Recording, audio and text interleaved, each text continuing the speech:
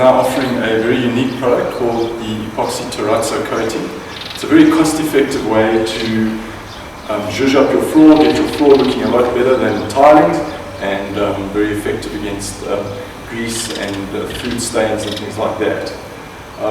The preparation of the area is obviously to clean it well, make sure that there's no grease, no dust, and just prior to this video, our assistant front corp has scrubbed the area very well, drying, making sure the area is dry, and then vacuumed all the dust away. So there's no water on the area. It's very essential that the substrate is dry because the epoxy will peel off if there's any moisture.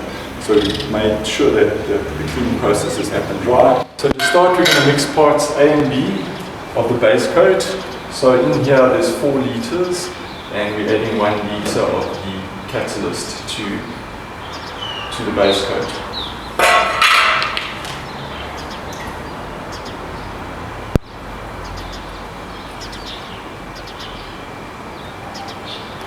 I'm going to be using this spatula to mix the 2 products together.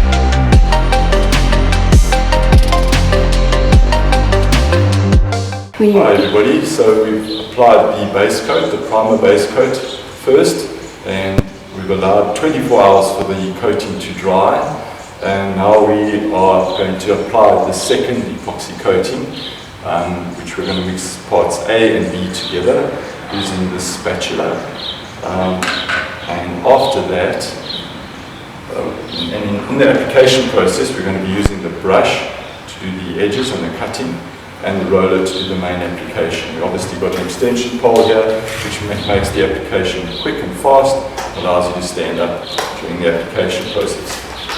Obviously the product is placed in our tray, and the other equipment that you will require is you'll require these spike shoes, which get attached to the soles of your feet with these straps, and you'll need a small sieve. This one I've taken a little cooking sieve from home, and the Africote Flakes.